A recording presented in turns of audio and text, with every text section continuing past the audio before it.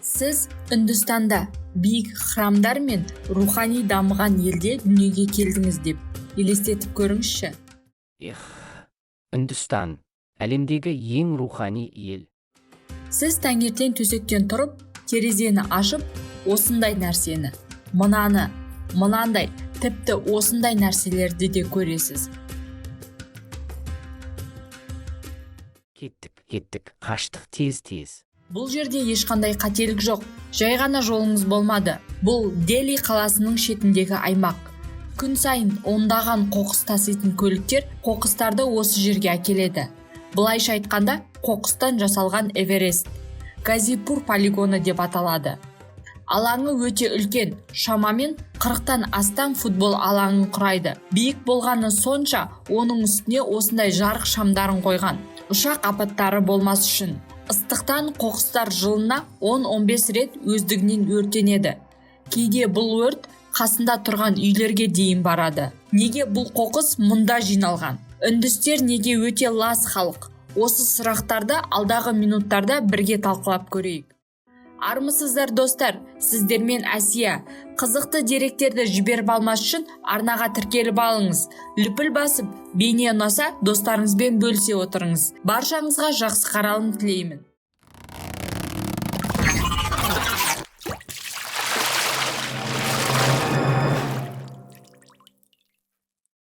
Қоқыс жылына 10-15 рет өздігінен өртенеді.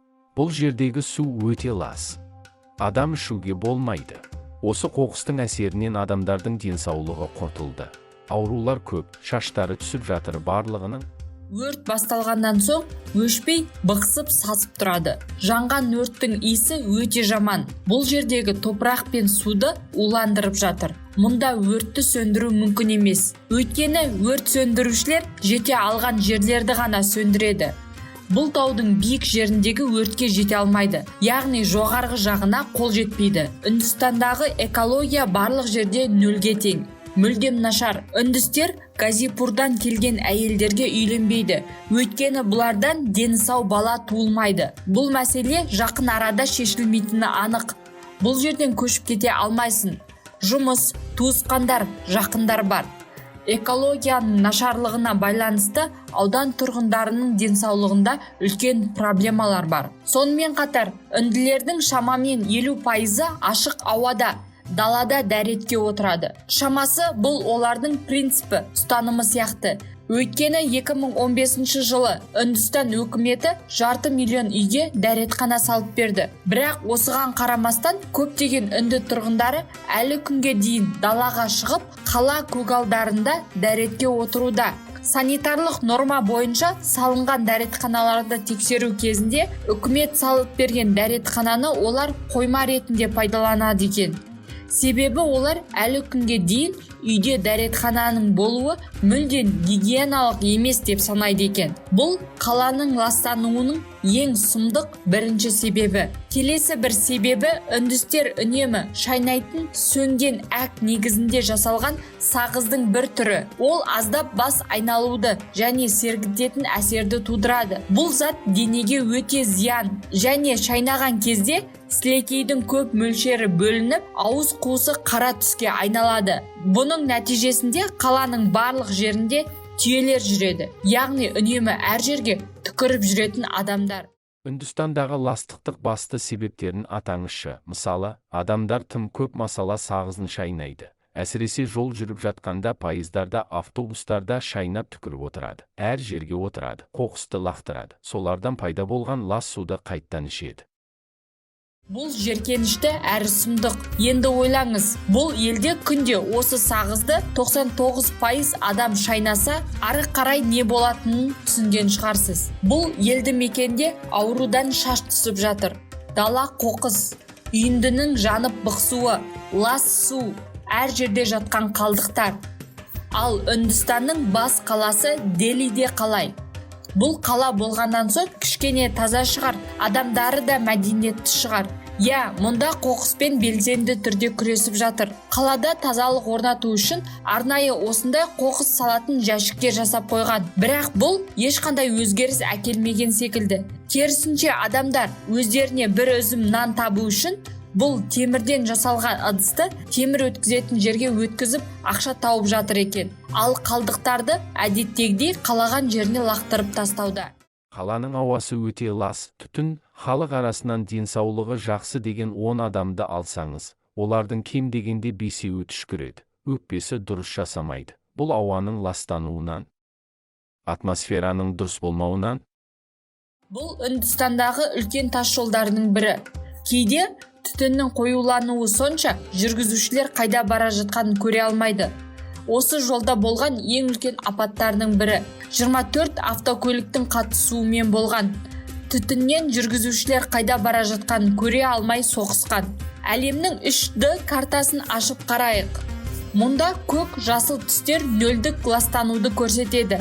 Ал сары түс ластану деңгейінің шамалы өсуін сипаттайды. Ресей аумағы көк түсте, Қазақстан жасыл түсте, ал мына Үндістанның барлығы дерлік толығымен қоңыр қызыл түске боялған. Ғалымдардың есептеуі бойынша Үндістанда бір күнде 50 мың темекі шегіледі екен. Әлемнің ең ежелгі қалаларының бірі Варанаси, Үндістанның діни астанасы деп аталады. Ал бұнда неше түрлі иісті сезінуге болады. Қоқыстың, зәрдің, шіріген мәйіттердің және түтіннің иістері. Ганг өзені планетадағы ең лас өзен. Үндістер марқұмның жаны оның физикалық әлемнен байланысы үзілген жағдайда ғана қайта туылуы мүмкін деп санайды. Сондықтан өлгендердің денелері осында өртеледі. Содан кейін өртенген марқұмның күлін осы өзенге ағызады. Бірақ жалпы кедейшілікке байланысты барлық үндістердің денесін толығымен жағуға отын жете бермейді. Ондай жағдайда мәйіттерді жинап, осы өзенге ағызып жібереді. Ал оны аш иттер мен қарғалар қорек қылады екен. Біздің елде су қоймаларында су деңгейі жоғары болса, бұл жерде жүзу денсаулыққа қауіпті деген ескерту белгілері қойылады. Ал мұнда олар осы суға жуынып, тістерін тазалап, тіпті оны ішеді екен. Бұрын орта ғасыр кезінде пайда болған, кейіннен ұмытылып кеткен лепра ауруы. Бұл сыртқы терілерінің зақымдануынан созылмалы инфекциялық ауру. Үндістанда жылына 120 мың адам осы аурумен ауырады екен. Тек қана осы елде ғана осындай деп ойласаңыз қателесесіз. Мынаны қараңыз, қоқыстар, қалдықтар, ал мына фотода үнді тілінде жазылған. Бұл жер Сингапур, әлемдегі ең таза, дамыған ел. Қаланың бірінде кішкентай аймақта тек үнділіктер тұрады екен. Ал олардың тұрған жері де осындай лас. Сонда бұл үнділердің менталитеті ме, әлде принциптері ме? Немесе олардың әдеттері осылай ма? Барлығын ластау, лақтыру. Бірақ олардың үйінің іші таптаза болып тұрады. Сонда олардың ойларында керек еместі, қоқысты тек сыртқа лақтыру керек сияқты. Үйлерінде бір терезе сынса жөнделмейді екен. Керісінше барлығы сынып біту керек. Бір жерге бір қағаз тасталды ма, яғни ол жерге қоқыстарды лақтыруға, тастауға болады деген. Еденге тамақ ішу, ағып жатқан өзенге жуыну, сол өзеннен су ішу, тіпті мәйіттерді де сол өзенге тастау. Бұл қорқынышты әрі сұмдық. Міне достар, бұл шығарылым да өз соңына жетті. Бейне арқылы бұл ұлтты, бұл мемлекетті даттағым келген жоқ.